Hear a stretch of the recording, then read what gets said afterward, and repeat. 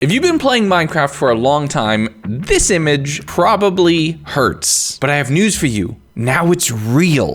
Yes, the Aether has been updated, and I'm going to survive 100 days in this adventure, taking on all of the different bosses, exploring everything that this dimension has to offer, and getting into some trouble along the way. Come back! Come back!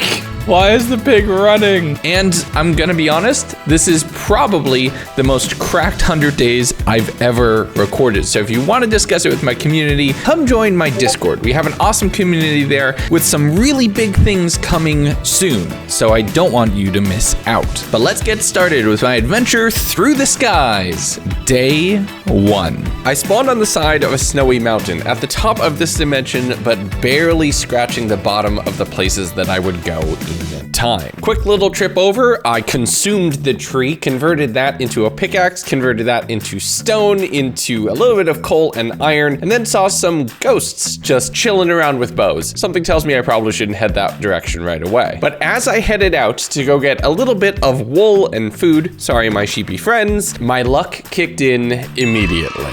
Okay, I know what you're thinking. I know what you're thinking. I know what you're thinking. You live. My editor is never going to believe this. Get in the boat.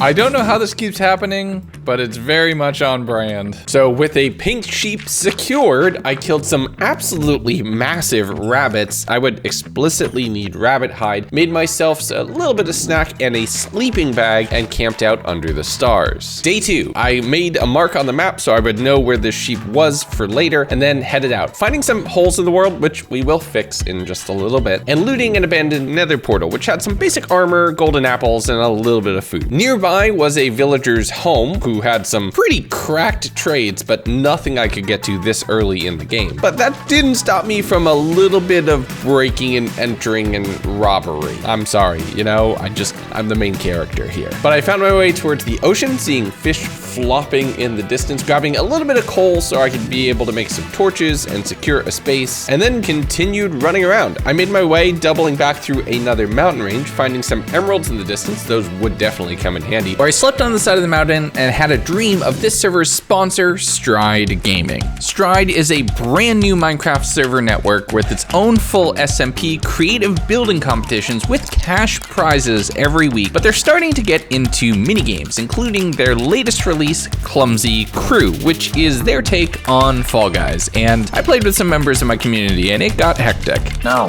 Your subscription on life has ended. Oh, what? Why is this moving so fast? God. They're backed by an esports company, which means they don't need you to pay to win to keep their server running. And with weekly content and updates, there's always going to be something new. So why not add them into your server rotation and join them at mc.stride.gg and let them know that I sent you. But as I woke up from that nap, it was time to hit the beach and do something about my grumbling stomach.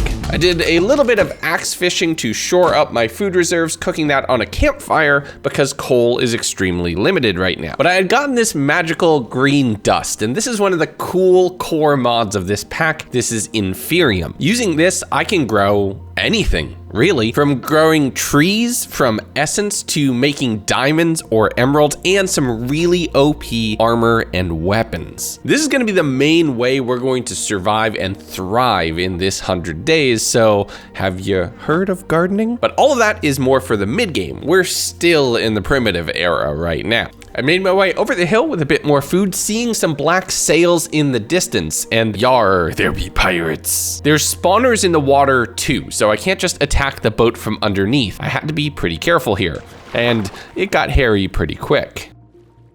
Oh, you've got to be kidding me. Oh, there's three with tridents right there. We need to go get the stuff for a shield. I went and I checked and I didn't have enough iron, so I slept on the coast right here, thinking I would take on the ship the following morning. The problem was the murder dolphins who were chasing me, and they were scary. On second thought, maybe we come back here later? The whale killed it, but I kinda don't want to risk it. So I headed out, running around to yet another boat, this one a little bit more positively populated, finding a few fishermen who were more than willing to allow me to take one of their rods and get myself a little bit more of a snack. I fished throughout the day, fixed the little bit of water that was stuck in their boat, and slept here. The next morning, I guess they thought I had claimed the boat now? No, where are you going? Oh no, they've abandoned ship. So I headed back over onto land and bullied a few moo blooms into becoming a little bit more normal cows. I made my way over yet another mountain range. The spawn is very snow-capped, going and killing a few flying fish to make myself some little water yeet boots. I don't have a better name for these, but the swimming animation that they cause is absolutely ridiculous. You probably recognize it from Sneeve back in the last scenario. I saw another nether portal, grabbing a few golden axes and the blocks from up top, thinking that maybe I can try casting a portal here, but there wasn't any lava. Yes, I am trying to speedrun to the nether so we can get to our actual proper dimension. But as I kept swimming along, I saw yet another ship, this one potentially crewed by something dangerous, so I slept on the coast going into day 6, where there was a little bit of lava nearby, and I tried making a portal and then kind of biffed it. So, all right. I'm embarrassed. I headed over towards the ship, hearing the whir of some pillagers, knowing that this could potentially be a little bit dangerous. I dug into the bottom of the ship, breaking a spawner, but not before one Vindicator spawned, hitting me for almost my entire health in a single go.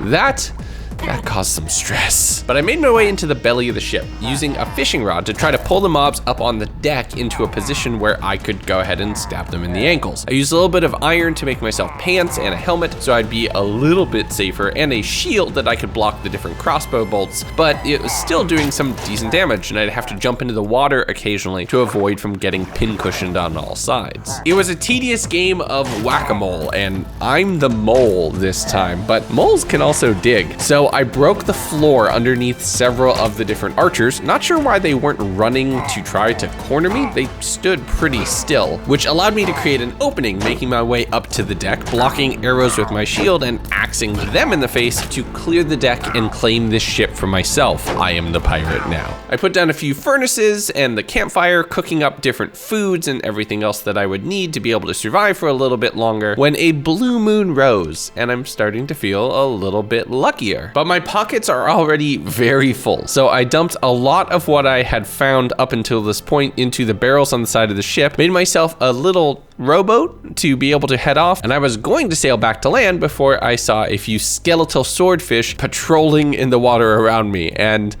no, that looks like death. So the next morning, I realized, oh wait, they're in water, you doofus. They're not gonna burn or despawn, so all right, we're a little stuck here. So I ran to the other side of the boat using the flying fish boots to just hopefully outpace them, flying my way onto land. From there, I saw a few villagers and a floating iron golem in the distance, and I'm thinking, okay, there has to be something wrong with this mod pack, and I did figure it out. If you have shaders, make sure you have biome blending set to 0 blocks, and poof, everything worked. No more holes in the world, at least not until later when it gets corrupted. But I made my way into this castle ruin. It is overgrown, the walls are falling down and covered in moss, but there's a few standout villagers still surviving here and a single golem trapped in the center of the structure. And there's some decent loot up on the treasure chests on the upper half of it, but this is looking like a place that desperately needs some TLC to be able to get it up to its former glory, and I'm thinking that might be a good mission for me. I used the nearby lava pool though to cast a quick portal. Being a little bit careful, I'm not quite good at speedrunning or speed portals yet. I'll make it work though,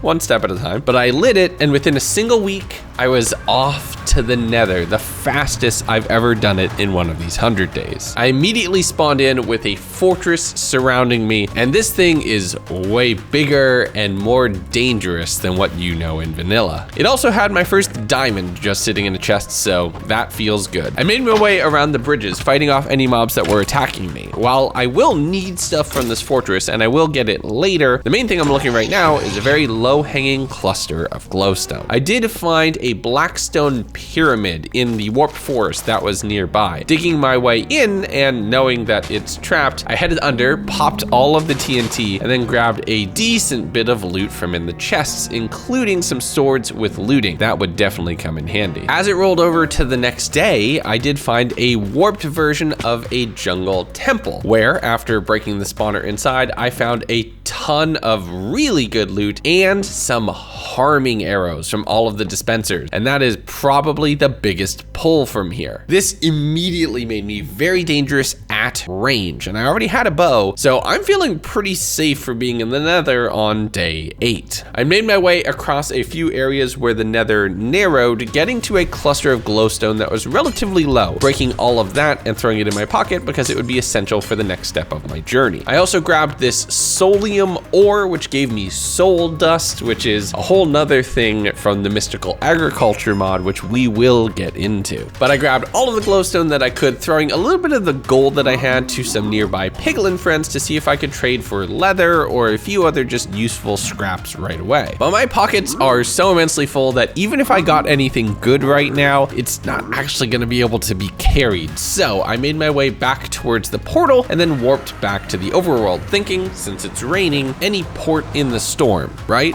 I set up camp underneath the small area that was covered from the rain, just throwing down a few chests and dumping my pockets into it, and fighting the fact that I can't shoot seagulls. They're somehow immune to arrows. That feels overpowered. But I made myself a clock thinking that I could potentially store it in one of the different bauble slots. That's a no-go. So I jumped into a bed going into day 9. I started the day with just cleaning up the castle a little bit more, including finding a ton of squid ink floating in the ocean around it, just casually drowning a little bit. There were a few more massive rabbits around who I was able to kill for more rabbit hide, which I was able to convert into a backpack. Or at least I would if I had iron. So I dove underwater, seeing a sunken ship and a trident drowned in the distance, and luck continued to be on my side.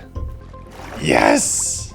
Trident. The chests were pretty great too, with a lot of emeralds, iron, and lapis inside. And once I got back to the castle, I was actually able to make the backpack proper. But on day 10, it's time to get started into farming. This would be huge for me in the long run. I did quite a bit of research into the mod itself before making my first few inferium seeds. And this is gonna be the main way that we're gonna make progress here. I planted everything I could down, both the magical and non-magical crops, scarfing down whatever was in this bowl. Oh, that was probably not good for me. Before using it to make a watering can. And this is like bone meal on steroids. The only problem is it only affects one block at a time. After a hard day's work, I jumped into the bed with the villagers wanting to cuddle up with me, going into day 11, where I used some of the inferium to make the farmland that I was growing the inferium on a little bit better. Very much an exponential growth sort of system. But I crafted all of the glowstone dust up into blocks, heading up to the second tier of the castle and built it into a portal frame. Now here is where, if anybody's been playing Minecraft for a while, you would think it's about to go horribly wrong, but no. It's real. I mean, you already knew I was going to the Aether. It was in the thumbnail and the title, but getting here this early feels like a pretty big win. And I noticed that I was given a book of lore, which allowed me to basically cast Identify on any of the items that I found here in the Aether, which is really good to learn this mod pretty quickly. But I have some other mods installed which expand this dimension even further. And these clouds firing little balls that didn't damage me had me wondering which one they were from, but then they pushed me and I realized that's probably the actual threat here. I've been given a parachute by the mod, so that meant I was a little bit safer, but I pushed one of the flying pigs through the portal back towards home, thinking I'm gonna have an amazing mount once I return back to Earth. The only thing about this is that my diamond tools seem to work horribly inefficiently in this dimension. Maybe it's the altitude, the stone's just made out of something even tougher, but breaking a single ore took quite a bit of work. Thankfully, mobs still seem to die after being stabbed by a sword just a couple times. I headed back through the portal to the overworld, and seeing it be day up in the sky and dark down here reminded me that things were gonna get weird. But after a quick nap going into day 12, it's only gonna get weirder. And considering the fact that we traveled dimensions, having a little bit of safe respite at home makes sense. So I spent this entire day just fixing up the walls, plugging all of the random little holes, making sure that everything would be a little bit safer, and upgrading more of the gardening space outside once more Inferium grew, so I'd be able to ramp up Inferium production even faster. This is the early game grind that will make things later go so much better. Going into day lucky number 13, and we have a little bit more work to do in the overworld before we can continue. I found a nearby village just over the horizon, so I swam over, seeing whatever food and other things that they had in the chests that are mine now, and unlocking a waystone that was right here. There was also some Arctic looking hoglins that I wasn't sure if they were foes or friends. Thankfully they were kind, but when I saw a nether portal nearby, this run is absolutely cracked. No! No! This is such a good run. This is the god tier run. Oh no, okay. Protection, okay, that's honestly, that's really good too. Oh my god. But I returned back to the base, banked what little I had looted from the village, and then just started digging straight down, figuring that I could get into a cave or something else around here, and oh boy, yes I did. Digging my way into a zombie dungeon. And a spawner? That would be useful. Thankfully, I attacked this one from the top, not the bottom, so I was able to clear them and they weren't able to kill me. But that dungeon had just on the other side of one of the walls, a huge overgrown mine shaft, and get used to this space. We're gonna visit it just a couple times because I need some things called prosperity shards to be able to continue progressing in the mystical agriculture mod. Now, there's more spawners here. There's tons of chests, tons of loot, and tons of legs on the centipedes that are off in the distance. But these right here, what some people might think is discount diamond ore, and if you know that meme from my channel, you are a true OG. But I was able to get everything using a water bucket to just climb my way back up to the surface, gravity be damned, making my way into day 14, where I'm constantly fighting with the seagulls. I planted all of the crops that I had collected, harvested the Inferium, and then started researching into the Inferium ingots. But I still needed some diamonds to be able to make more progress, so back down into the mines, this time with a lot more torches in my pocket so I could secure a foothold. I found yet another spawner, having all 3 of the dungeons right here close by, continuing to dig along, finding yet another, more prosperity ore, which was really starting to bait me thinking that it was diamond again, and fought off some children and adults who were all looking for my autograph. My sword unfortunately broke as I was working and continuing to mining through for basically the entire day, so I switched to axe PvP, dealt with creepers to do some bonus mining, and mined up some diamonds, which I would need to be able to continue to my next step. I actually want to grow diamonds a little bit later if I can manage it, one of my main goals for this run. So only a few right now is basically angel investing. I made my way back up to the surface, finding a visitor at my castle, and one of the challenges is to pick their backpack, but I don't exactly know how to do it. I kept trying to access it from behind, which only seemed to upset their llamas, who just mystically fell asleep at that point, but somehow I wasn't successful. I used the diamond to craft up some mystical fertilizer, and then used that with the Inferium to make an Inferium watering can, which covers a larger area and allows me to work on multiple crops at once. Unfortunately, it looks like some birds had stolen all of the pumpkin and melon seeds that I had planted. Don't know what I'm gonna have to do about that. But after another long day farming, it was time for bed. Day 15, and we're off to the Aether. It's time to really explore this thing in earnest. I'm working my way across the floating island, trying my best not to fall because I will fall into the overworld and then go kersplat. When I found this dungeon embedded down into the ground with the chest just sitting there. And there's some pretty decent loot inside, including a Zanite pickaxe, which is gonna come in very clutch. But some of the chests also have teeth in a way that is not dissimilar to other fantasy mod packs I've played before. There's also little glowing runic cubes that explode, the worst properties of both slimes and creepers just smushed into one. I made my way through a couple different rooms, getting a bunch of Zanite gear and other treasures before seeing a giant cube on a pedestal at one end of it, saying that perhaps I should attack it with a pickaxe. Now, some of you who are watching might know better, but this was a very intense boss fight. I'm in half iron armor right now. I have an unenchanted diamond pickaxe. I am feeling like I am pretty in danger right here, but oh boy, this is hard. The thing that I did figure out eventually though, was that it only moves in straight lines. So as long as I maintained a diagonal orientation to it, the slider could never come and bop me. The biggest danger was getting bopped over into one of the walls, taking both impact and smushing damage. At one point in time, I actually got whacked down to half a heart, and this run was almost dead at day 15. I did expend a good chunk of my food and then all of my golden apples when I got the boss into an enraged state at the very end. And with very little recovery and this thing constantly tackling me, I was very thankful I had found that god apple at the portal, because I had to eat it here in order to survive. Even with that on board, I was still not at full health when I killed it, but I was so relieved. Oh my god. I broke so much armor. I ate my god apple. And is that the first boss? Or did I just somehow stumble into like endgame territory? Bronze key. Ooh. Okay. Hammer of King Bee Dogs. Okay, this is cool. All right, slot cape. Zanite gloves. Sentry boots. Yo, and then lightning knife.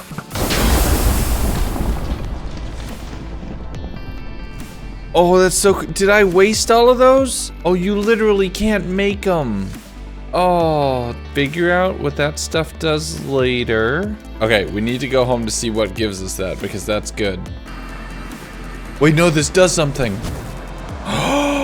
What does that do? Okay, hold on. Shoots heavy projectiles. It said actually help this hammer. Heavy projectiles. Seagull.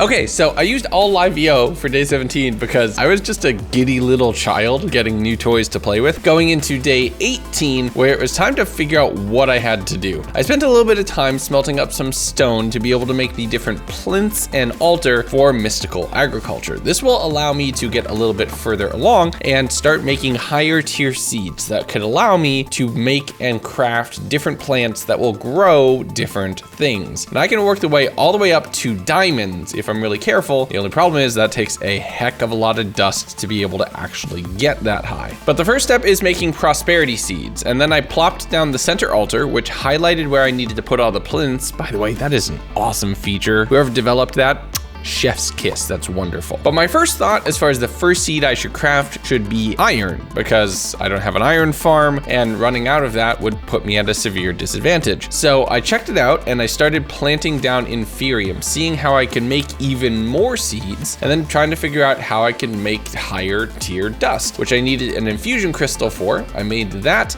and then I start combining the inferium into prudentium, and then it goes and it goes and it goes through different colors. So day 19, I used that prudentium. Instead of prepping that for higher tier dust, I invested that into the farmland itself, which allowed the plants to grow a little bit faster. And I'm playing around the hammer, which absolutely yeets things when you hit it with the projectile. I'm having a lot of fun. I made even more inferior farmland, and I set up an altar from the Aether mod, which would allow me to repair and enchant things by burning those yellow crystals that I had found. So I'm able to use that to repair my pickaxe instead of having to wait for mending. Very, very useful. The only problem is it only works on vanilla and Aether stuff, nothing from other mods. The next day though, we're covering multiple different forms of magic. I have whatever the Aether magic is, we have the infusion, and now we need good old fashioned runes. I headed out to kill any cows that I could find relatively close to the base in order to harvest more leather. Horses die too, they drop leather, everything must go. I'm able to use my flying fish boots to be able to cover a lot of ground very quickly across the lakes and oceans that are surrounding the little continents right here. And I found some inferium essence just sitting in the stone, so that's definitely gonna be useful as well. There was another little ruined structure where I was a little jumpy, it was late at night, and this villager just ran up on me, officer. I'm completely innocent here. Before grabbing a little bit of gunpowder and other things from their structure, they ran away from me. So weird. I started swimming along, seeing another pillager ship, which looked like a little big and a little more than I was ready for right now, before ending up back at my continent. And look at the little pigs, they're so adorable. But I used the leads on sheep and cows to be able to lead them back towards home, sleeping in the middle of the field and spending the time leading them all back towards their brand new forever home on the morning of day 21. I made some quick little pens to throw the animals in there right now, splitting them up and starting breeding, getting the parrots and the bats. Oh wait, this isn't an AA video. For heading back over towards the farm, upgrading more to Prudentium, and now I'm feeling a little bit better. I'm harvesting sugarcane for paper while gardening that as best as I can, noting that if I upgraded the watering can again, it would go to a 5x5 area, but I need the actual dust for iron seeds before I can invest in a better watering can. Kind of bottlenecked right now, but that will open up in time. The next morning, I looked into what I could make as far as better tools to make the dust harvesting go a little bit smoother, but I also worked on some aesthetics, putting down some wood in the area to make the infusion pedestals just look a little bit better. Getting all the way up to diamonds is gonna take a while, so I looked at other ways to be able to get it from different structures or treasure chests. Shipwrecks looked promising given the amount of water around me, but I did head down briefly to look in the mine shaft because these little cobblestone caps on the ends, each one can be filled with a high number of a random ore. There's a few that are iron or coal. Diamond is possible, but rare. It was still worth a shot though. But as I was working, another blue moon rose, which meant I would feel lucky. So I thought, why don't I use that and go open chests? The luck value meaning I'm gonna get higher tier rolls on any shipwrecks that I happen to find, which makes me think I'm more likely to find diamonds. So I swam through the night, getting a bunch of emeralds, getting a bunch of iron, a treasure map at one point in time, which did lead to 3 diamonds, which was great, and a whole lot more iron than I needed at the moment. So I just kept swimming around. This was my strategy, and it was working. I thought I could tackle another trident drowned, but didn't get anything there. But I did swim up on another ship, this one populated with skeletons, and they were taking a lot of axe crits to kill. So it told me that I needed to be very careful about this one, tunneling my way through the lower levels to be able to get to my first chest, and the different spawners blocking that off. There's a ton of coal and gunpowder, all the things that I could use to power my industry, but none of the treasures that I was looking for, at least not down here. So I climbed up a nearby iceberg and then jumped into the back of the ship, taking on what I can only assume is the captain, who had pearls and books just sitting in their treasure chest, which is gonna be awesome for me. There's also some enchanted armor, which is gonna come in very, very handy. And I dug directly above my own head to get yet another treasure chest right above me. But when I jumped back in the water, the amount of tentacles that were there was more than enough to tell me it was time to leave. So I did my bouncy, goofy fly fish swim all the way back to the village, noticing a bounty board here that I had missed earlier. Now these are basically little mini quests that you can complete to be able to earn treasure, reputation with the village, and emeralds, all of which I desperately wanted. But unfortunately, they reset on real world time, and I had grabbed a few, not realizing they expired seconds after. I'd have to come back so I'd have a reasonable amount of time to do it. The next morning, I started the day with a whole lot of inventory organization and optimization, because when I don't do this, y'all get angry. You get so angry. But the fact that the backpack is only 1 row of items is really limiting my mobility here. My treasure chest is pretty full, but I can't really put all of it to use. I was able to get all of the dust up to the orange level, which I think was tridentium or something like that. I definitely won't look it up in the notes, because when I mispronounce things, it's total comment bait and you all always fall for it. But I did craft up my first set of iron seeds, which is gonna help me a lot. But just before I hit the button to actually make those seeds, I had a bit of a second guessing myself. I had well over 1.5 stacks of iron right now, and I'm halfway up to the next possible tier. Why don't I go for diamond seeds instead and just really go all out? But in order to do that, I need a lot more inferium, and unless I want 100 days of standing perfectly still, I need a way to auto harvest these crops. So I was able to invest most of the diamonds I had to make a harvester. This would operate in a 3x3 area in front of it and auto harvest everything. It's including and especially the inferium seeds. All I need is a little bit of coal to power it, and now this always runs. I took all of the red dust that I had made, reinvested it back down into even higher tier farmland, because yes, we're gonna go whole hog. We're not gonna go for iron. We're gonna make diamond seeds at the end of this thing, and that's just going to be amazing. Day 25, it's time for everyone's favorite gag of these 100 days where I mine obsidian for the first time.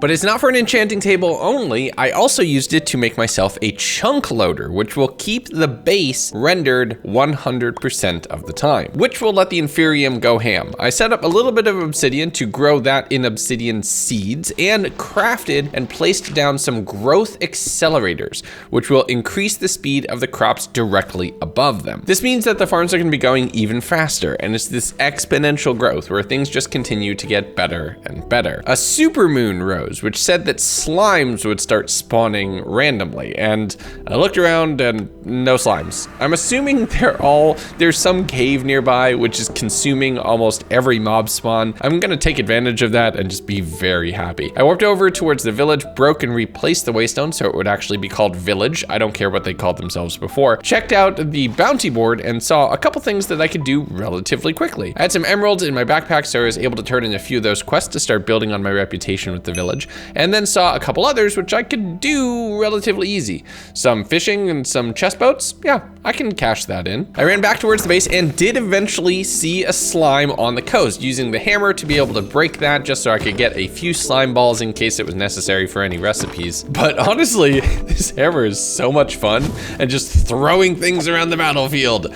I took advantage of this more nights than I would care to admit, to just yeet monsters while I was out here gardening. Day 26, I crafted up the obsidian seeds, which meant I would no longer have to make any obsidian mining puns for the rest of the video, and infused my sword into an inferium sword, which would allow me to start moving it down the upgrade track here, which would just make this thing overpowered by the end of the video. From there, I headed back to the Aether, wanting to do a bit more exploring and see what else I could find here. I found a lime sheep, which made me think, is that this dimension's pink sheep? But no, okay. I saw a large Colosseum structure off in the distance and figured that was the next place I should go, finding another silver dungeon where I used the hammer to just bully the mimics inside for a little while. Unfortunately, I didn't have any blocks or any way to easily make my way over towards that structure, and also unfortunately, I touched some purple drink which got me very, very drunk, and then I got kidnapped by a slime.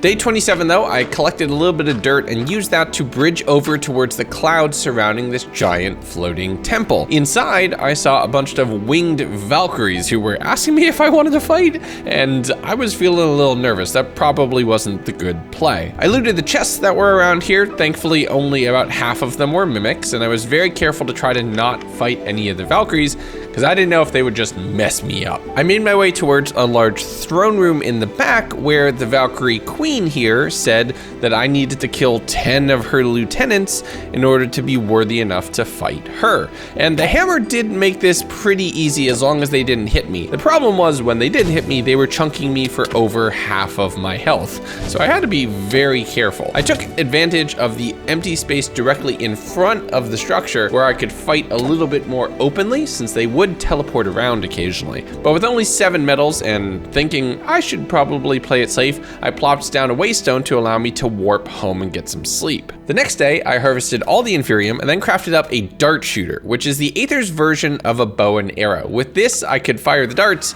but it just goes so much harder than a bow. I did at one point yeet a Valkyrie down where potentially they teleported to the overworld.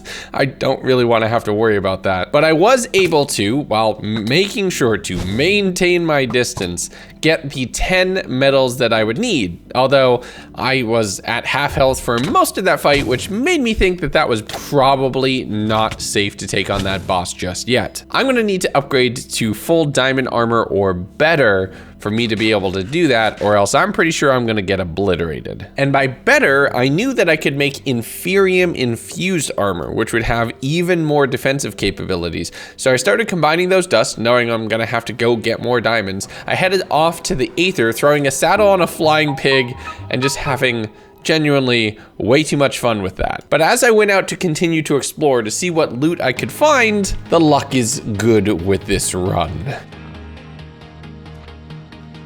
Okay, hello.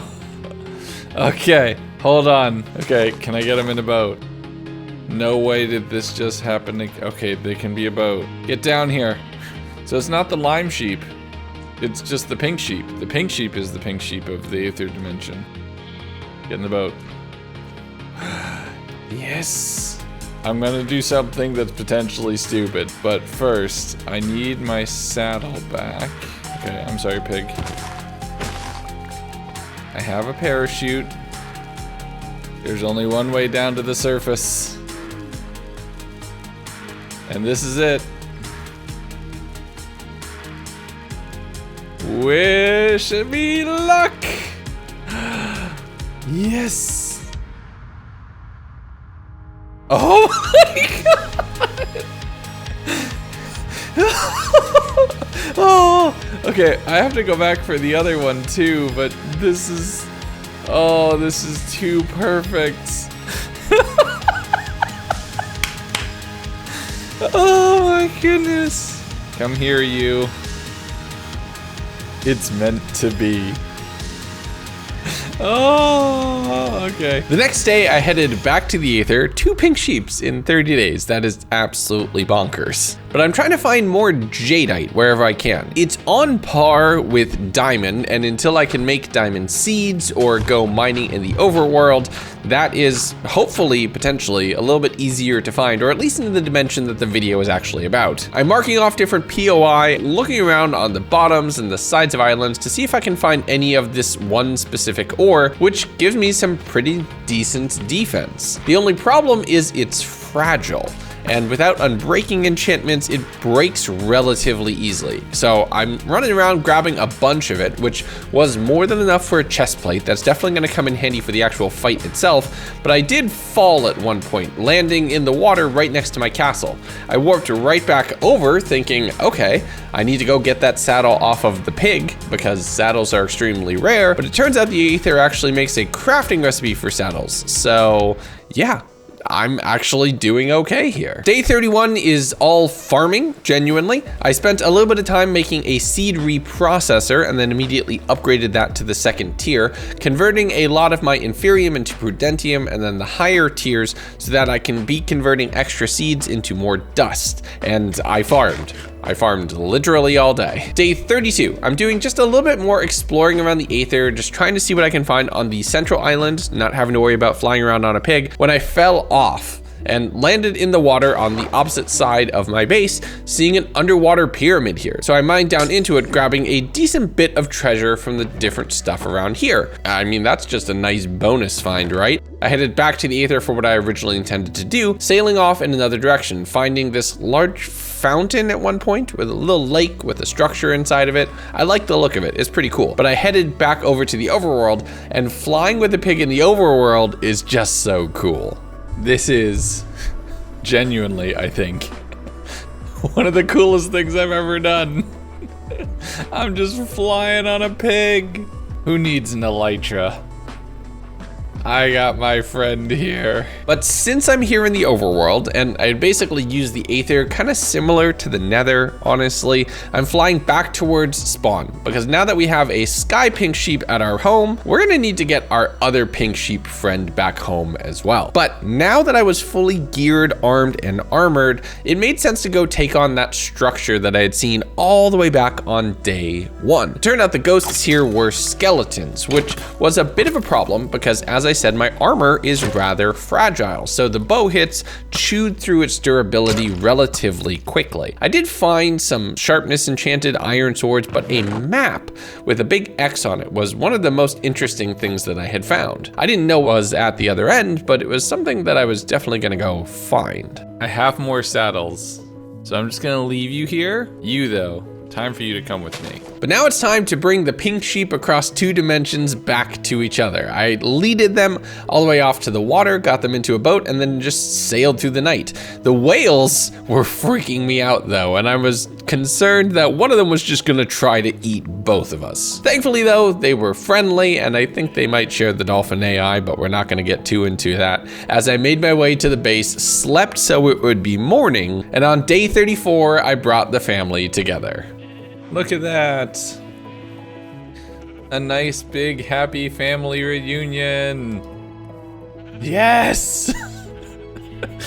Some things just Some things just are constant, including the arrow that's in my eye. Oh no, it's only stabbing me in the shoulder. It's fine. I used the altar to repair the jadeite chestplate. Unfortunately, I had lost the helmet when it broke back at the ghost house, but unfortunately, my sentry boots couldn't be repaired in the altar, meaning that I was only going to be fall proof for a limited amount of time. I upgraded the last little bit of the farmland patch, looted through all of my chests, and then just called it a day there. Day 35 though, we are still desperate for diamonds, and since I really don't want to do a massive mining montage at this point, I was feeling like I wanted to take on a structure. And you know what has a bunch of diamonds in it? Fortresses, especially this upgraded fortress that is part of this mod pack. So using my Inferium tools and armor and just taking on the different parts of the structure, I'm looting all of the individual chests, just making my way across all of the bridges and finding some okay stuff. It's a lot of flint, a lot of coal, a lot of armor, but netherwort and gold, always a plus. Wither skeletons abounding and some fire protection here and there. You know, honestly, if this was it, that would be kind of boring, but it wasn't. See, the thing I didn't know is that I went down this massive staircase embedded into one of the legs of the fortress, and it just kept going down, down, down. And there's an entire lower level to this version of the fortress structure. Now, it's filled with obsidian and crying obsidian structures, constructs, look like they're trying to be forged into something. Also rooms that were filled with experiments and research, altars to dead gods, all sorts of things. But there's a lot of loot in here, a lot of diamonds and a lot of traps. But the library is also filled with enchanted books, some of which are super useful for me. There was a couple flame books in here which would come in handy. After stuffing my pockets and getting a decent bit of what I was looking for, 7 diamonds is nothing to sneeze at, I made my way up and finally found the blaze spawner, which allowed me to get some blaze rods as well, and if I felt so inclined, take on the end of the game, but at least be prepared for some potion brewing. Utilizing those sentry boots to their fullest potential, I'm just yeeting myself off of structures and then down towards the portal, warping back home, taking advantage of the chunk loader and using a watering can in the rain. Don't question why the rain itself doesn't make things grow, especially it's magic watering can, okay? And that allowed me to upgrade my sword to its 3rd tier, which does a 13 attack damage. That's pretty dope. Day 37, I was actually out of wood, and the closest tree from the overworld that would give me normal sticks was on the other side of this little lake. So I was just thinking, you know what, I'm not having this. I chopped down all of the tree that I could, made some prosperity seeds, and then made some wood seeds, which sounds like they would just be tree seeds, but they're not. They grow wood essence instead, which you can use to craft logs. I also took the other half of the obsidian I had mined earlier, and with a combination of the wood that I had harvested and wood that I could craft from the seeds, made a full enchanting setup. That took a good chunk of the day, but honestly, it was a worthwhile investment in my progress, because that wood essence immediately paid off the next day, making 16 logs from just 3. That is awesome, and it allowed me to complete the enchanting setup fully, getting to level 30 enchants. My first pickaxe roll would be fortune, which is a great way to get started, and the fact that it came with efficiency and unbreaking, that's honestly just a bonus. I upgraded my sword with sharpness, so now it's doing over 15 attack damage per hit, and I redid the decorating. You might have noticed I undid it earlier because we're not going to talk about the fact that this structure is even and that circle is odd, and I can't actually accurately center it. We're just gonna pretend that that doesn't exist, okay?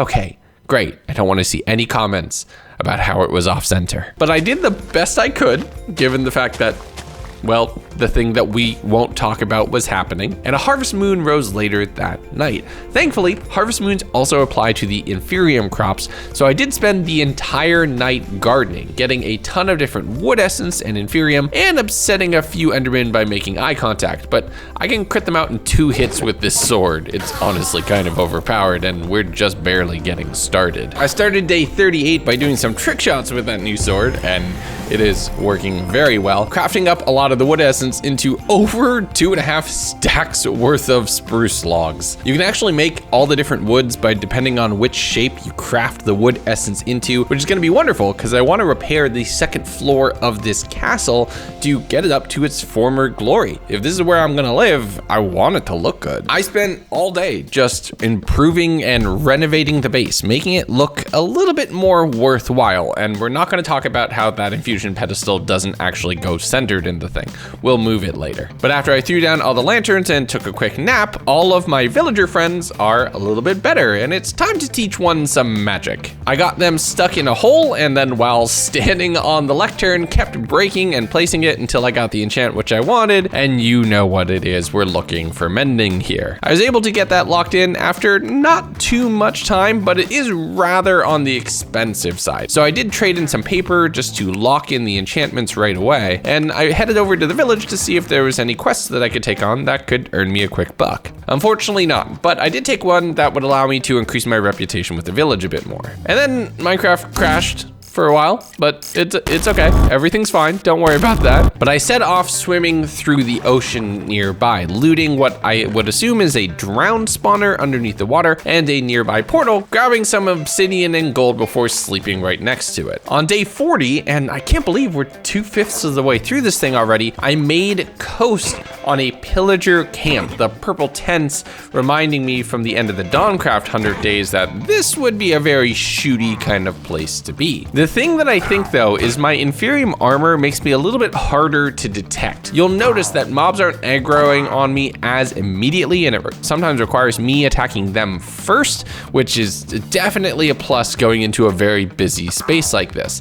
They would set up a firing line, I would set them all up so that they'd end up shooting each other, and then just cleaning up the stragglers, looting all of the chests as I went. Right nearby to that pillager camp was a village where I immediately ran in and stole everything that wasn't nailed down. Am I the pillager now? But I followed the map that I had found in one of the chests, which led back to the pillager ship I had seen some 20 odd days earlier. And there was some decent stuff in here. Once again, the crew was rooted in place on the actual bow of the ship, so I was able to sit inside the captain's quarters and just continue sniping from there. I'd occasionally have to jump off and reset, but using a shield and working my way from one end of the boat to the other, I did eventually clear it, at the cost of my chest plate and my helmet as well. But it's okay. The loot that was inside of here was gonna definitely help me get upgraded. The only problem was I'd need to get out of here alive. So I waited until the morning to just do my little bouncing on the surface of the water flying fish dance all the way back over to the village, where I turned in a few of the quests, checked for some new ones and didn't find anything, going home and crafting up a lot of the diamonds into armor, making myself and enchanting a diamond helmet. I threw down a few of the pirate ships, made up some more of the Inferium dust, upgrading that several times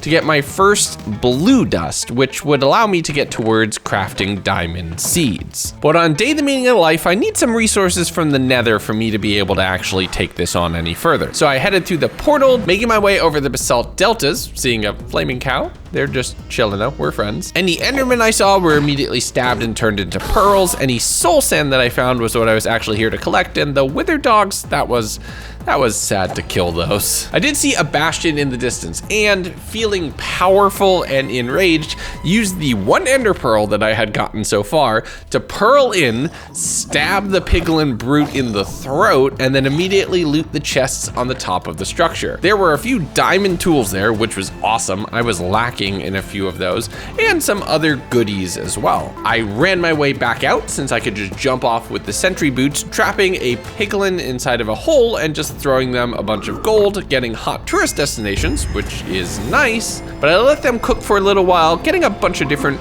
odds and ends from the bartering before running back to the portal and warping back home. Day 43, I enchanted up the shovel and a couple books just to get some different enchants, anything that could potentially be useful, well, and then spent a little bit more time to improve the overall orientation of the center of the structure. I also figure at this point, since I've been living at the base for some time, it's time to demossify the area. I converted a lot of the moss blocks into the chiseled sky stone and the runic sky stone, so this would look like a structure that was partially from the Aether. But I'm still pretty diamond poor, so I headed down into the mine shaft itself, continuing to explore around, digging into a large geode which started leading into a pretty decent sized cave system. There's a lot of inferium and ores in the actual mine shaft itself too, so I'm just grabbing anything that could potentially be useful. But as I started breaking out into other areas, a blood moon rose, and it actually started getting a little hairy. I found this skulk outpost at one point in time, which had a spawner inside, which honestly feels like cheating. Those two don't go together, but I was able to take out the skeletons and found some diamonds just hovering around. Oh, actually, it's worth noting, at some point in time, I fixed backpacks. I thought that there'd be some way to upgrade them, but instead it was all config based. So I changed the backpacks to be 3 rows. That'll be in the mod pack, which you can get. Download link is in the description, by the way. So I figured that was a nice, fair balance. You can change it, and I'll show you how. There will be a video on my second channel on how to do that. But even with that extra storage space, my pockets are starting to get a little full here. But that didn't stop me. It was my first big caving session of the full 100 days, so I wanted to keep going. I'm grabbing any prosperity shards, diamonds that I could find. The inferium dust, though, mining that out is honestly, since I'm still very early game in the farm aspect, doing really well to supercharge me.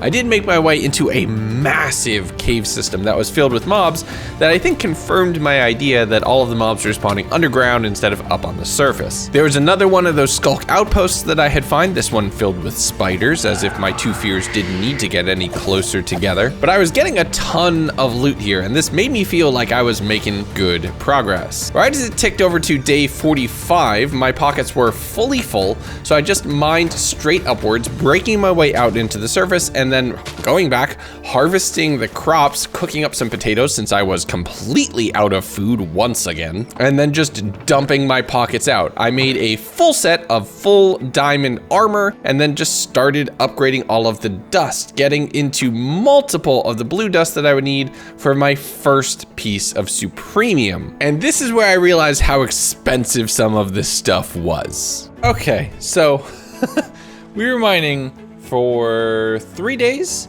and we picked up almost all the inferium we could find, and it made two supremium, which is only halfway to be able to make a diamond seed.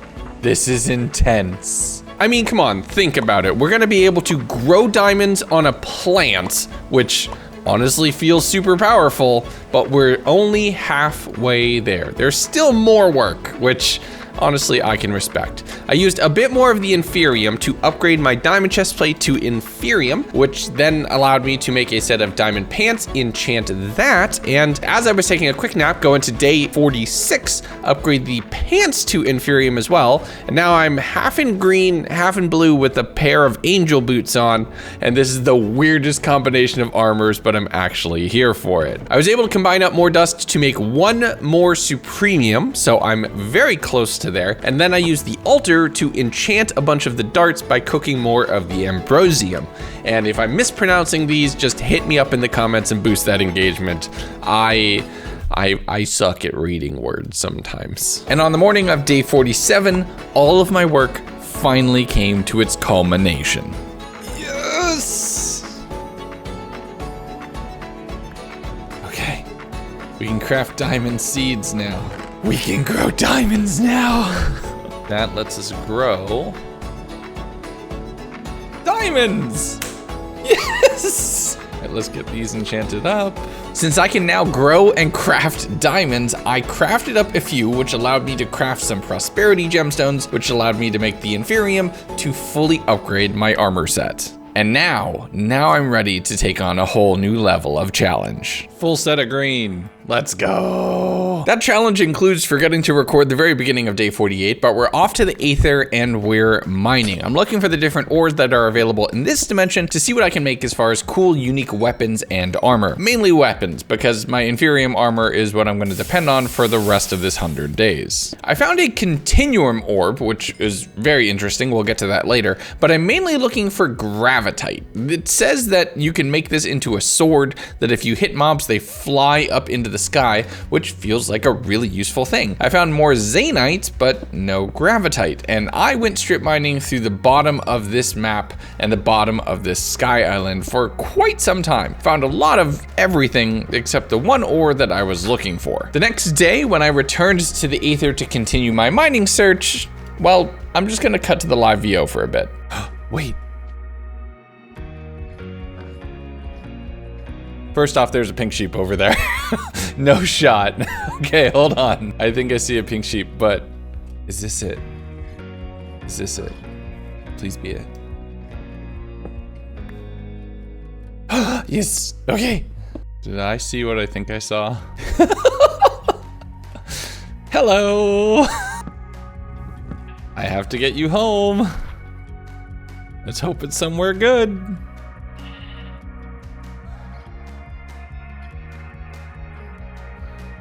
Oh, okay, this is easy. I cannot believe this. I cannot believe. Wait, why are they chasing me? Please don't tell me they're aggressive. Please don't tell me you're aggressive. Come on, you. Oh, that's right, you float. You're a balloon. There's 3. I love it. 3 pink sheep in 100 days across 2 dimensions. Who knew? But that was a sign of good luck. So I cooked up, well, enchanted? I'm not exactly sure the verb I should use for the altar, but use that to enchant some Gravitite and make a Gravitite sword. And this would come in so clutch. So I got it enchanted and ready to go. And at the halfway point, I'm gonna spend the whole day just showing you my excitement. Hello.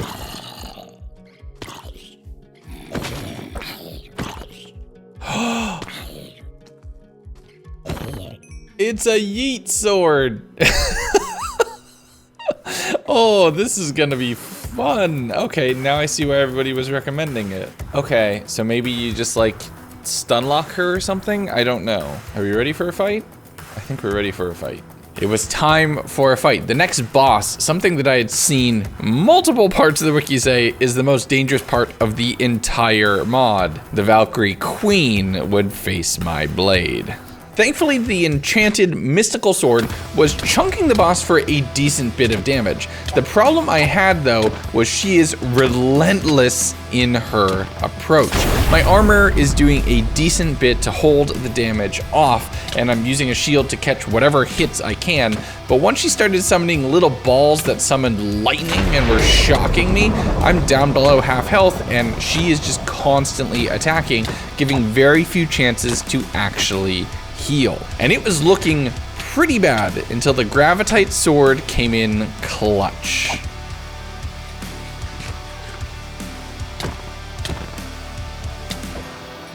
Oh! Oh my god. Oh my god. That was so close. I do not even want to think about how bad that could have been. Here we go. Was it worth it? Ooh, maybe. 2 holy swords, a Valkyrie helmet, and a lightning sword. Please tell me you shoot lightning.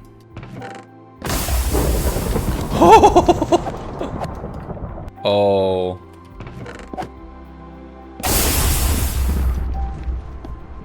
Get me out of here. I am so done. That was too much. I didn't even use the, I mean, yeah, I guess I used the gravity sword to put her up on the light posts so I could get time to eat, but she, like, the videos did not do that justice. That was terrifying. And with some newfound respect for the dangers of this dimension, I warped home. And the next day with the boss killed, it's back to farming just a little bit more. You'll get to enjoy it in this pack. This is honestly kind of addictive and makes me want to potentially try a Stardew Valley 100 days at some point. Would y'all watch that? Let me know in the comments. But I made some growth accelerators, which would make the Inferium crops grow a little bit faster, accelerating it, you might say, which allowed me to grow diamonds at a pretty good clip. There were also zombies attacking the castle, which I did have to defend the vagabonds and other villagers who were chilling around here. But I'm not only growing rare and precious gemstones, there's also potatoes. But just as it rolled over with a little New Day prompt in the corner, I upgraded my helmet to Prudentium, getting myself into the second tier and heading out on another adventure. Since my armor was way better now, I figured I should go over to the pirate ship with those murder dolphins that I was very scared of all the way back on day 4. Those things could have chunked me for all of my health back then, and now, I mean, they still hit for about half. I dove down into the underwater pyramid that was directly underneath the pirate ship and got the advancement for when in Rome, which let me know that there was a zombie crypt down here as well, which could potentially have god apples and other loot. So I spent a good portion of this day just running around and seeing what I could find. A bunch of golden apples, a bunch of diamonds, a bunch of baby children who wanted to eat my ankles. But realistically, it went pretty well. I looted that into the morning of the next day, getting up into the underwater temple itself, and then getting into the ship proper. And the skeletons here actually hurt pretty decently.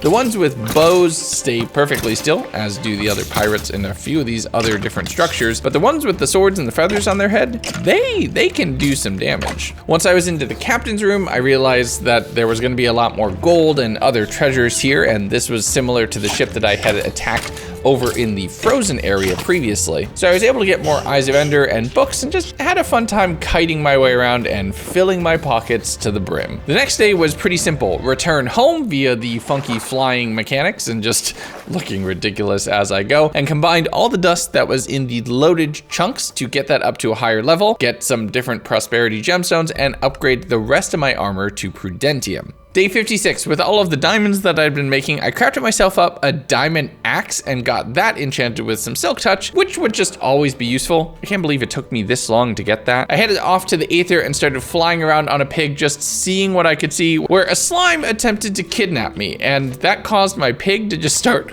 flying off in a straight line. Come back! Come back! Oh no. Why is the pig running? No! I have the boots on, right? Okay, good.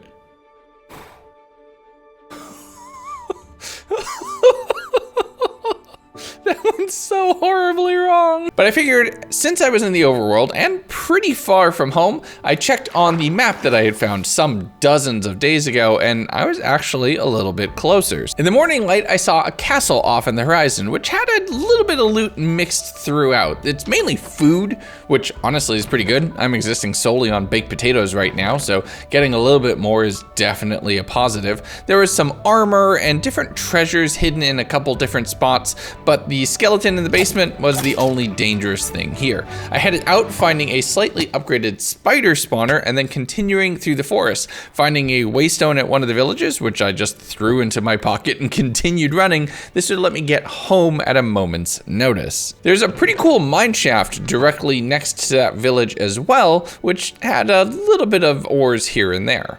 There is a pillager-infested castle a little bit past that, and it's all these little structures and additions that make me wish Minecraft had more things that actually looked like ruins or buildings in it that would make the world feel a little bit more populated. I know why they don't do that. They want the world to feel empty and open, a blank canvas, but I prefer having things to explore. And that goes into day 58, where one of my favorite mods is about to come into play. Because after we fought our way through the pillager camp, and this is always fun, just having them shooting each other, setting up this massive crossfire, and attacking a full-on encampment like this, giving me something instead of just one little dinky wooden tower that feels like pillagers are a real threat. And having the zombies in the cages definitely helps in the world building and the storytelling. I do love these simple spread out structures like this. The next day going across some ruined bridges though is probably my favorite. I know I said yesterday was my favorite, but today is my favorite, and it's the airships. I spent a bit of time chopping down a couple trees, converting all of that into planks, which would give me just enough that I could pillar up onto the wing of the airship. And this included wither skeletons riding on phantoms and on hoglins, and this is honestly a pretty threatening place to be.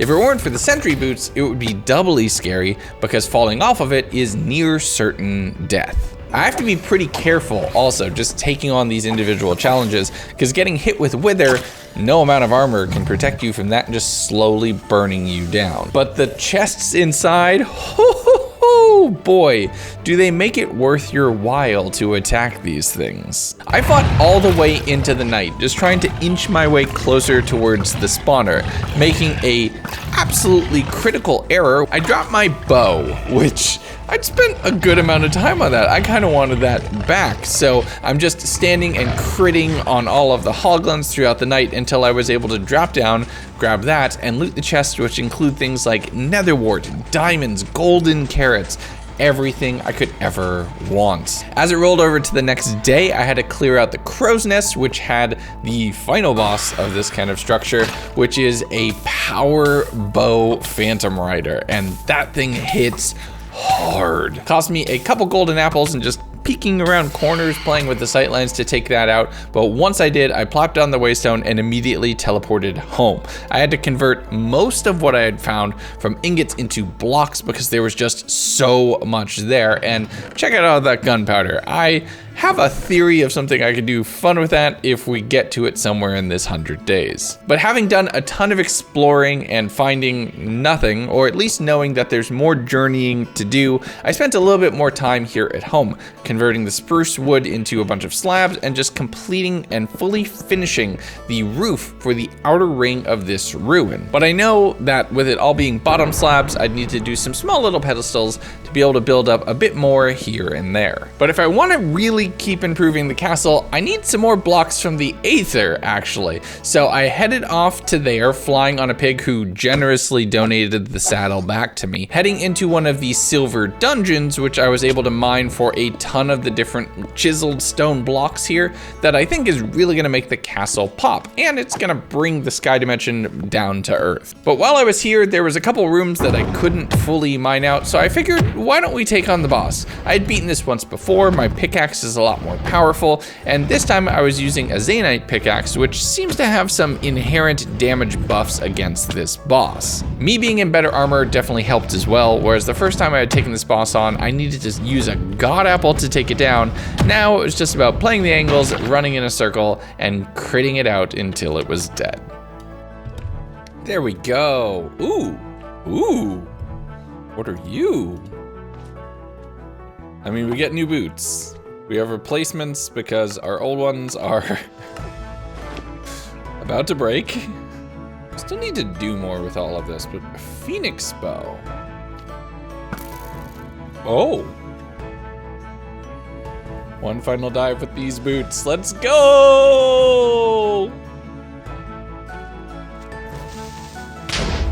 Oh, okay.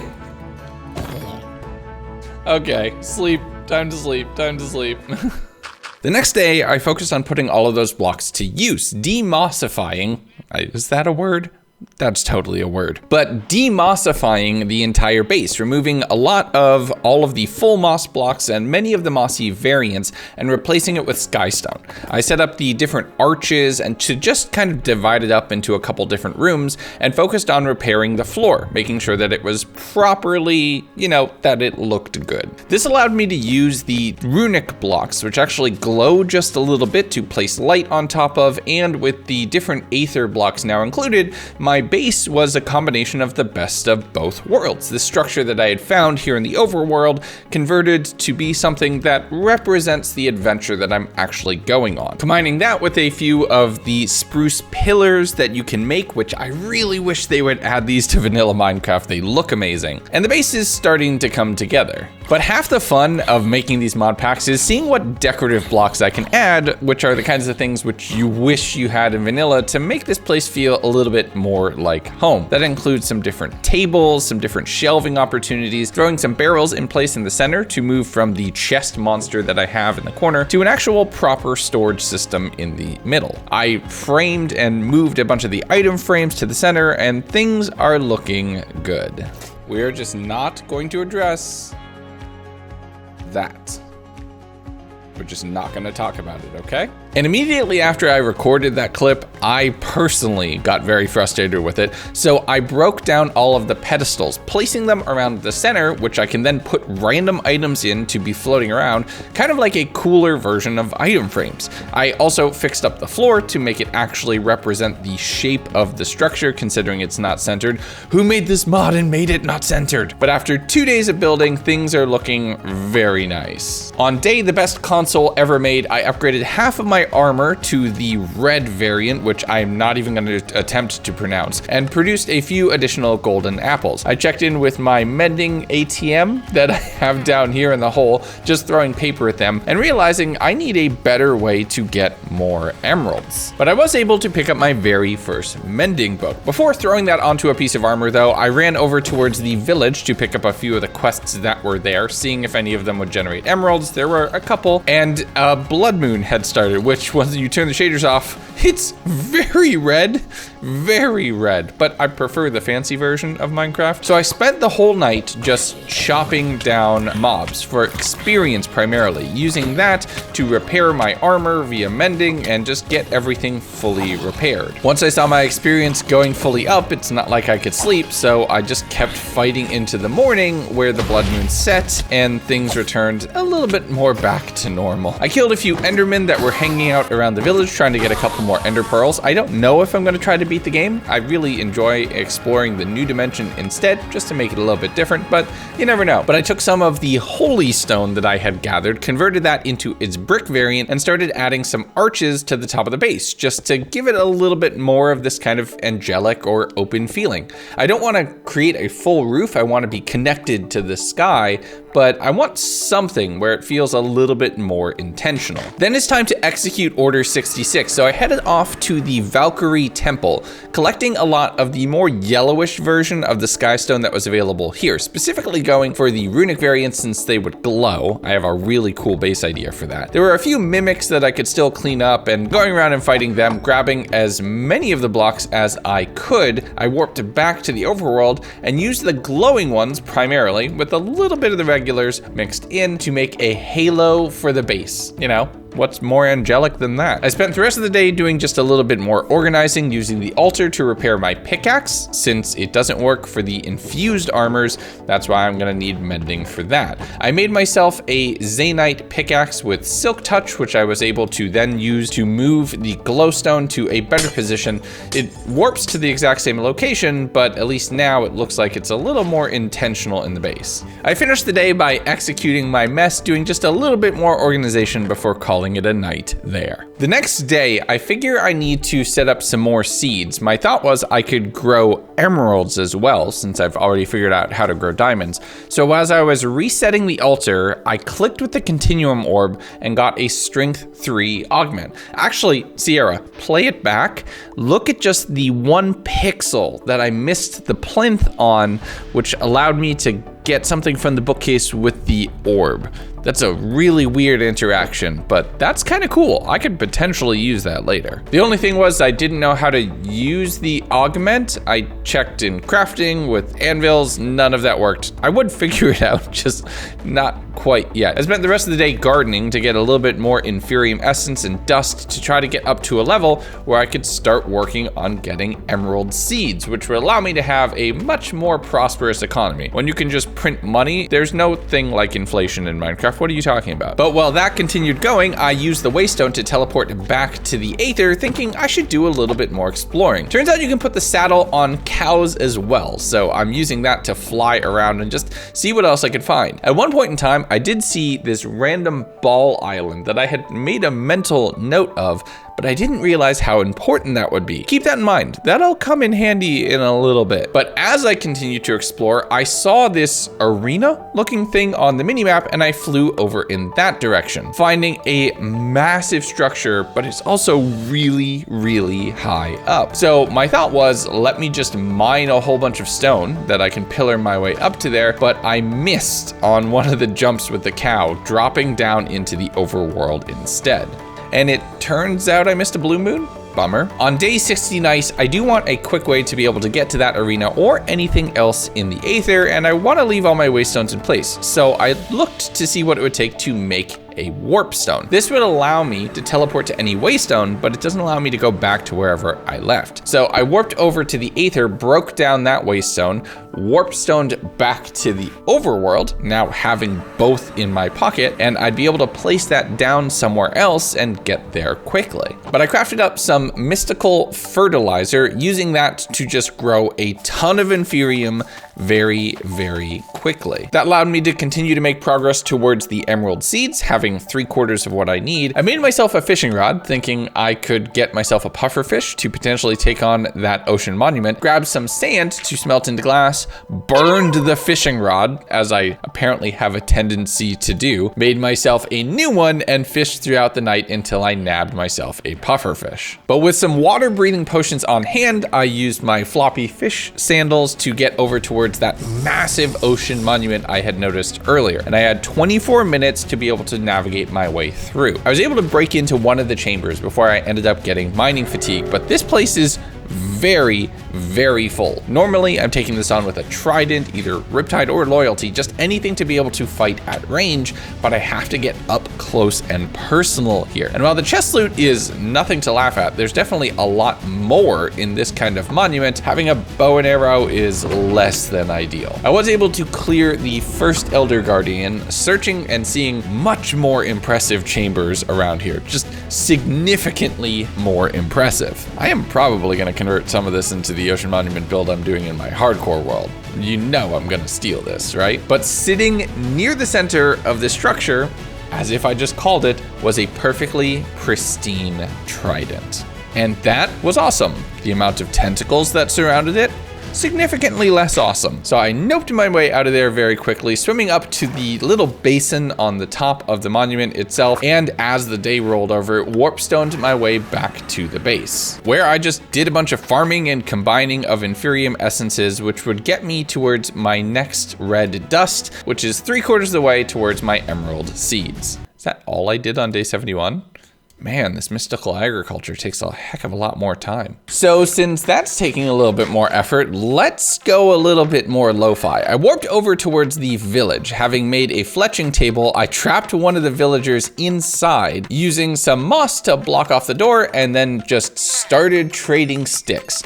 I have basically infinite wood from the wood essence that I had gained from mystical agriculture, so this is way faster, or at least way more immediate for me right now. That did, however, take a good chunk of that day. Hey, some of them just requires you to do a tedious thing for a little bit. So I slept on the decking there, not realizing that I could have just warped back home in a heartbeat, buying my next mending book the next day, and thinking that I should re-enchant my pants, just trying to get something better there. I also tried to see what I could put on the Phoenix bow. I got flame, that feels redundant, but I need some more levels. So I headed down into the mines using redstone to be able to get up to level 30 relatively quickly, and then thought, as long as I'm down here, why don't I do a pretty significant mining session? So I'm grabbing diamonds, all of the Inferium ore that I could find, which is a good way to kind of just fast track or jump ahead. Instead of worrying about the homegrown magic green dust, you can go out and find some generic or organic magic green dust. I really need to be careful about these puns before YouTube gets mad. But I spent the entire day just going on a mining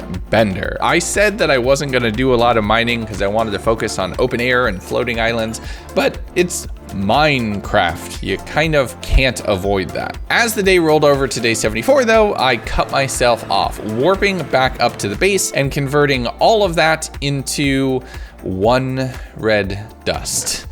That's a heck of a lot of mining for that. I did use the levels to enchant my armor and get protection 4 and breaking 3, which honestly is pretty awesome. I threw mending on that as well, just to make sure that they would be lasting for a while. But that red dust was the last one I needed, so I hit the button crafting up my first set of emerald seeds, using some of the diamonds that I had grown to make more mystical fertilizer and making some space and just growing a ton of emeralds right away, which drops more emerald seeds. The first one costs a lot, everything after that is free. Green dust just works backwards like that. I checked my enchants on the Phoenix bow, doing a little bit of re-rolling until I saw power. That will definitely come in handy later. But I sold a bunch of paper, planted more sugarcane in case I ever do decide to get an elytra, and called it there. Day 75. We're 3/4 of the way through this Minecraft adventure, and I'm making myself a tinkering table, thinking I can use that to put that strength augment on my sword. The only problem is my sword is too low tier. You need to have the correct tier to be able to slot the augment into place. So I thought, let me just use another orb, get another augment,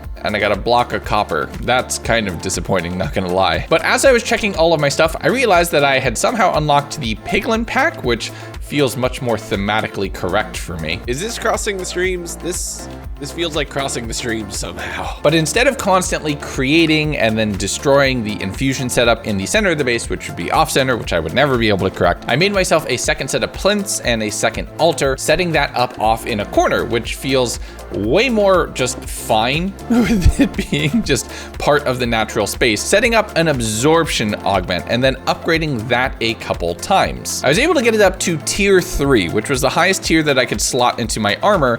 And once I threw that onto my chest plate, not gonna lie, y'all, I got super excited. Oh, that is, okay.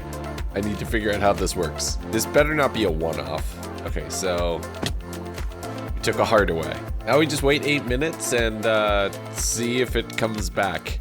If it does, that's huge. So instead of just standing perfectly still for 8 minutes, because that would make for a very boring video, I went out to work on the Inferium farm, replacing the augments to get them all underneath the highest tier soil that I had. And now this thing is cooking. I crafted up a few more, realizing that I could stack them. So I doubled up and just got it really, really going. And you can see the difference. I mean, it's harder to tell when it's all cut into a 100 days video like this, where you only really see the beginning and the end, but believe me, it made a massive impact on my day-to-day as I was recording. That night, a blue moon rose, and I was feeling lucky, and that reminded me of all the luck I had found to find these 3 pink sheep across both dimensions so far in this world. So I built them a little bit of a pen, moving them over into there, which just helped me have a space for that and filling out the actual base structure. After that, I did more fishing, thinking the higher luck could potentially get me some treasure if I could find a couple things here. The only thing I really found was spiders, and having fun fishing those onto the structure itself. I did see a trident drowned in the distance though, and I was able to kill that before the blue moon set,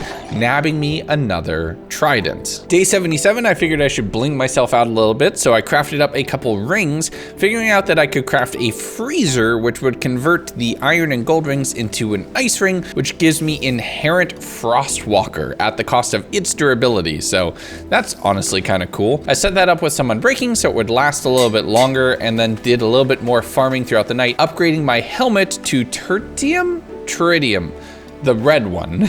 Going into the next day where I'm flying through the Aether again. I'm feeling pretty protected at this point, so it's time to take on the next boss, a little bit quicker than the last one. I threw down the Waystone, but before I could build myself up to the tower itself, I noticed some interesting blocks floating off in the clouds. So I headed off in that direction, jumping down to it, figuring out that it was divine debris, which is the Aether's version of ancient debris. So I did a little bit of searching in what it would take to make the Cloudium, and it required making a gravitite thing first. So considering my luck finding that ore, this is gonna be super expensive. But as I looked around, I saw 2 pieces of it off in the wall on the other side of the clouds. I ran over to that, went to mine it.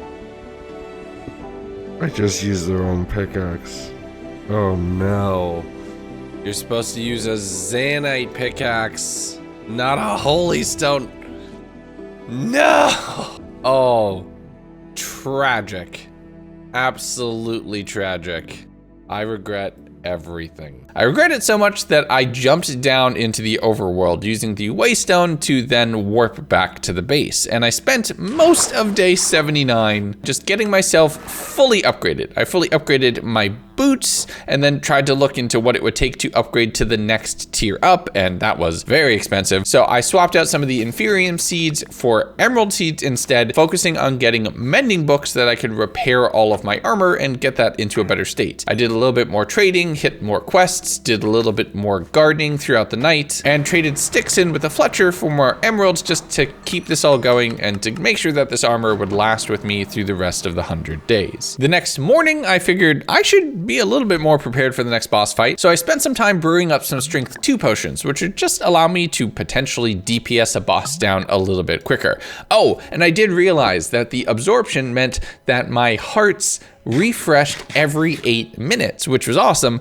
but it did mean that a regular golden apple didn't normally provide its absorption since I technically had a higher tier enchantment, so it's a bit of a double-edged sword. I used the waystone to warp back over to the Aether, running around and just fighting some mobs for the experience to repair my gear, and I think genuinely the regular Valkyries do more damage than the Valkyrie boss, or else I can't explain how I was getting chunked that hard. Day 81, having fallen back into the overworld though, I did a quick little bit of gardening, and needing just more experience to repair all of my stuff, I went down into the mines, and since mobs is a little bit more dangerous, cue the hyper fast mining montage, where I got a ton of experience from breaking a ton of blocks with shiny things hidden inside of them. That continued all the way into day 82, where I dug into a little aquifer just as my experience started to go up instead of just the resources going up, grabbing the last little bit that I could possibly carry in my pockets, warping back up to the surface,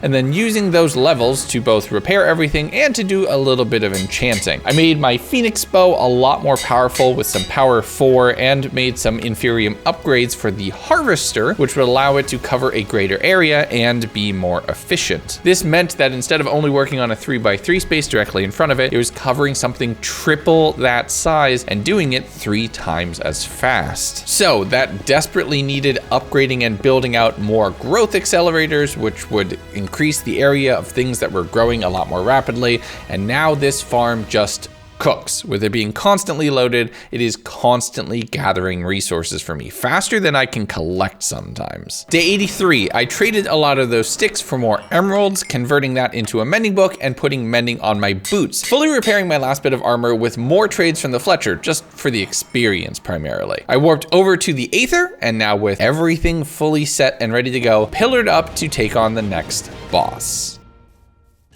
I don't know. I have no idea what this boss is. I'm hoping that the Phoenix bow lets me fight it.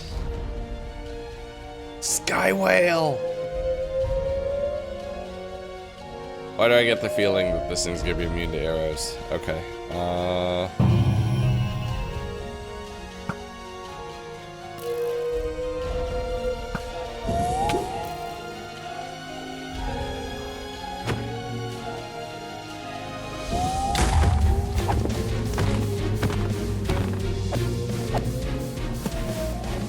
I'm assuming the trick is don't get knocked off.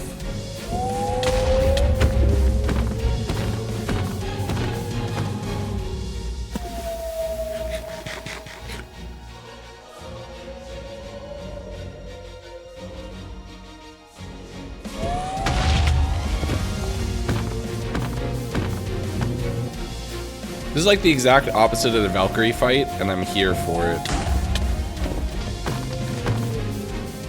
I actually feel a little bad about this.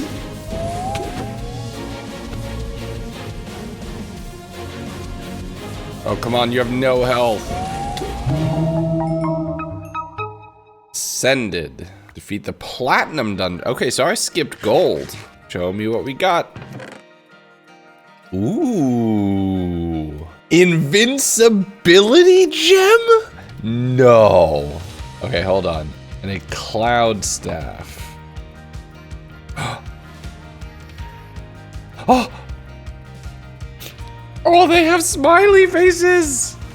Look at them, they're so adorable! Ooh. This looks really solid. So that cost us all of the sentry boots, but we took no fall damage, which is probably the main way that boss hurts you. Okay, I need to get home. Oh. Staff with a life summons small cloud sentries to fly next to the user for a short, shooting large ice balls. Okay. Chance to allow the wearer to dodge a blow, concealing them, possibly help them to escape. Yo. Faster movements. Okay. Oh, they're a poison cure.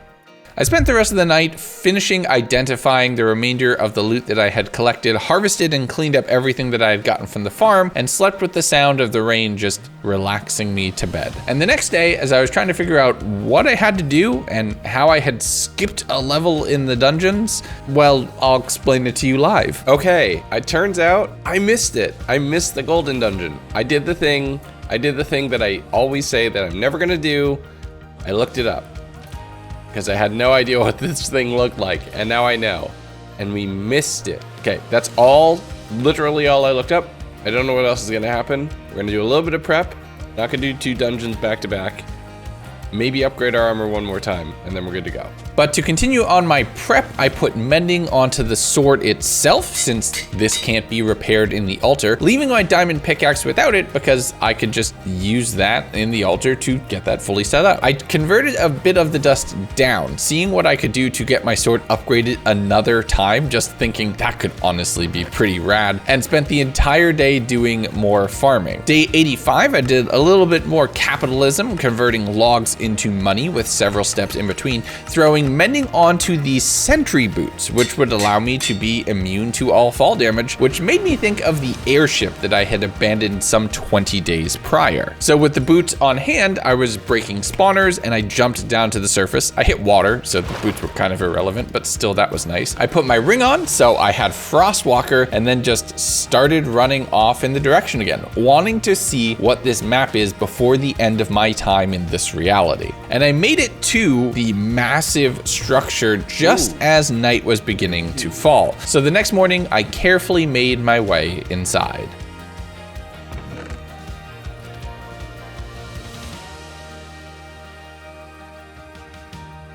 Is this a village? This is a village. Oh, this is a really interesting village. Bonkers, okay. Achievement made on the road. I don't know what that means. Oh, found a map. Made a map. I mean, this is neat. It's very pretty. Definitely very pretty. I might steal some of this. I'm not gonna lie. A little underwhelming. I was expecting some big boss dungeon or something like that, but it just goes to show you never know what's gonna happen with these mod packs. I have no idea. Back home, I guess. With my adventure complete and a mixed success as far as what was there on the end, I did a bit more trading to finish repairing the sentry boots, going back home, cleaning out everything, and building out the second of the supremium ingots, which would allow me to upgrade my sword, and my damage capabilities are about to level up significantly again. The next day, I was back to the Aether, heading off to that golden dungeon that I had found and not realized that I had found. I'm flying on a pig and wondering how I'm gonna get up higher when I bounced on this blue cloud, and then I figured if I bounce and then jump, I can drop a little bit of water down and use that to climb up. Now, it was really framey, and that's because I had set a setting wrong, so I'm very sorry that it gets a little bit laggy here in the video. But I made my way into the dungeon, mining around until I could find an entrance. And once I dropped down, I had a pretty good idea of what I'd be facing. You look like a fiery boy, so let's come back. Yep, let's come back with fire res. We'll be back for you in a bit. So once I was back to the overworld, I figured out if there was any other way to get fire resistance a little bit easier. And there are some armor pieces, but most importantly, an augment, which would make it just a permanent flat effect instead of having to worry about potions. And almost as if the universe knew that I had a lot of farming to do, a harvest moon rose, which gave me everything I needed to just quickly make myself a fire resistance augment. So I threw that in on a piece of my armor and was able to just be immune to fire for forever. Oh, I'm just infinitely immune to fire. Okay. I know I was making that by chance, but oh my goodness, was that the right call? But with it being a harvest moon, I wanted to recoup all of the dust that I had just spent, and I was able to get a significant amount. The buffs from the harvest moon on the crops combined with all the growth accelerators, just look at how much more I'm making in any given day.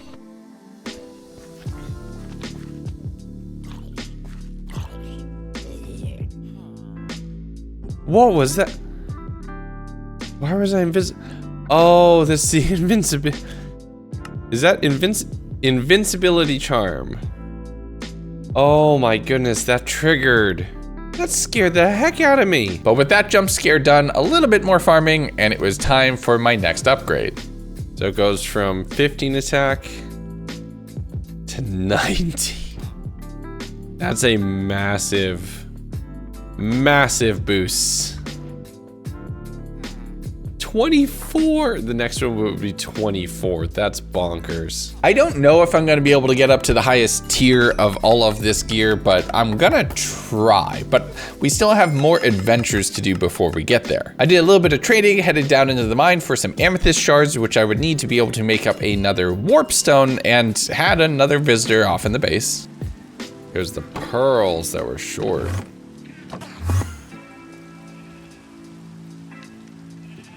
I swear I didn't plan that. Oh my god, I swear I didn't plan that. The timing. I wonder, does this one hit mobs? But since I was short on pearls on day 89, I headed off to the nether, just killing endermen, thinking that was probably my best bet to get those. Being absolutely fireproof does make this place feel a little bit less dangerous, I gotta say, and just goes to show how much these investments that we've made into our gear are continuously paying off. I spent a little bit of time just running back and forth along the nether, specifically in the warped forest biome, and while I did fight a whole bunch of mobs, I only saw like one enderman the entire time through. So that's unfortunately way less than what I needed. I did do a bit more research though and saw that I could make a blue apple, an Imperium apple, which makes me nigh unkillable. So I'm gonna make one of those up before fighting the next boss, but I had to thoroughly convince a villager to turn to religion and or drug manufacturing, depending on how you look at brewing stands, doing trading to get them up, and thankfully they sold pearls, which is exactly what I wanted. I used that to craft another waystone through a warp stone, which would allow me to get to the golden dungeon a little bit quicker, making the Imperium apple, which would make this boss fight an absolute joke. I have become Death Destroyer of Worlds. But as we wrapped up on day 90, realizing that I have only a 10th of this adventure remaining, I did a little bit of odds and ends and chores and prepared myself for the end game. The next day, I went through the portal thinking that I could head over towards where I needed to place the waystone for the golden dungeon. So I threw a saddle on a pig and miscalculated slightly, ending up in the water directly on an island, and we're not gonna talk about that. So I threw another saddle onto a cow. Thank goodness that the Aether adds a crafting recipe for saddles, because I am burning through them pretty quickly. And wouldn't you know it, You've gotta be kidding me. No way. Close enough.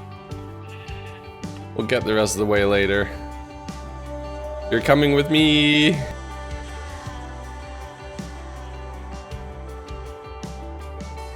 I don't know what it is about the shaders that are making it super framey, and I'm sorry about that, but now you know why we made this a shirt. This is amazing. Look, I'm not saying that this run is blessed, but this run is totally blessed. But the next day, I continued where I had gotten so rudely distracted from warping and making my way up to the temple itself, throwing the waystone down in front of it, and then getting ready for a fight. Let's do this. And it turns out this one was a bit more mechanical, because you don't actually fight the boss directly, which meant I had kind of wasted a few resources here. It did mean with the Supremium Apple and my amazingly OP sword that fighting the little minions that would spawn off whenever you did trigonometry and punched one of the ice blocks into the boss, that worked really well, and you're able to just combo things out where I'm taking little to no damage. But it's less about just pure DPS and more about overall placement. So while the boss fight's a lot of fun, this one being so distinctly different from everything else was a little strange. But as I started working my way through the cycles, eventually the boss fell. Yes! Nice. We did it! Oh, I'm invisible. We did it! Iron bubble, a life shard, healing stone, phoenix helmet, leggings, and boots, a vampire blade, a pig slayer? Okay, let's, what are you?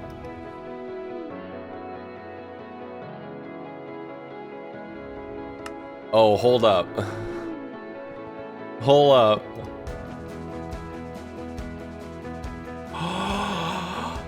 Yo! I can control time. Okay, that's dope. Let's just keep that there. Actually, you know what? This will look really cool right here. And we just come here to set the time. There we go. That's dope. All right, let's go check what all these things do. So after a quick nap, I spent a little bit of time identifying all of the new pieces of armor. The vampiric sword is definitely very cool. It heals you for the damage it does, and there's a pig killing thing and some iron baubles, but the crystal was the most interesting thing. By using that, I was able to increase my health by one heart at least, which is technically 2 for all the coding nerds out there. But now I have 3 different colors of health. This is actually kind of cool. I did a little bit more research into other things that I can make, and I found out that I can make a no fall damage augment, combining the benefits of the sentry boots with all the protections of my inferium armor. So I harvested a little bit of magical pink wool, which felt like it would be amazingly appropriate for something that should protect me from all of the damage ever. Yes! This armor is so cool. Oop. No fall damage. That means I can retire the sentry boots. I don't need them anymore. That is so cool. And sitting in here taking screenshots for the VIP community on my Discord, which you can go join, link is in the comments. I tried to think of what I should do next. Considering I had killed every boss and I had a week left in the world, what if I just did it again?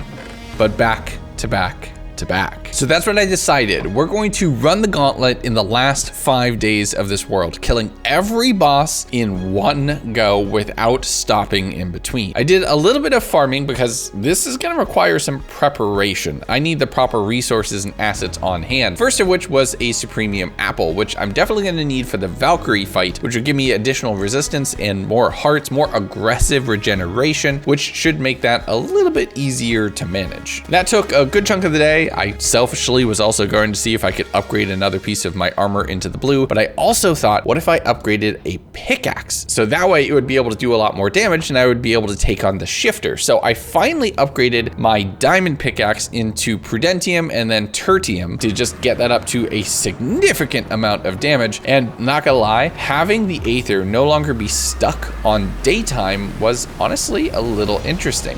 I'm running through and seeing the sun actually moving through in the sky, and if you'll notice on the F3, it actually has its own independent day counter, which definitely made editing this a little bit confusing. But I'm working my way on the map just trying to find all of the dungeons. And I did find a spot where there was a bronze and a silver dungeon relatively close to each other, and a golden one not too far off. I mean, that one did take some flying to get to, but it was manageable. The problem I had was finding another platinum dungeon, which did take me over a full day of flying, and we're into day 96 at this point. I am a little bit worried that I'm not going to be able to get all of this done, so it might just be in the very last couple days that I try to take this out. But I spent a little bit of time that day just killing all of the Valkyries to get the medals that I would need to challenge their boss again, and then it was time for final preparations. So with my overpowered gear in my pockets, my equipment, and my experience in this dimension, it was time to run it back and do it all again, and I was immediately given a massive setback. That is a pickaxe. Oh no. Does it not count it? Oh no, it doesn't count it because it doesn't understand the mod. That is a cheat. I have been cheated. So I'll fix that in the mod pack that I make, which will be available for you all. Link is gonna be in the description, which will make it easier for you to take on this gauntlet yourself. But I was able to kill the shifter, getting some decent loot from in there, another hammer of King B-Dog, so that's definitely great. And I immediately flew over towards the silver dungeon, where this would be the make or break moment. I scarfed down the Imperium apple and then took on the Valkyrie Queen. And between my higher damage, the better shield that I had equipped, and the resistance, I barely got knocked out of my golden hearts before I had her absolutely on the ropes.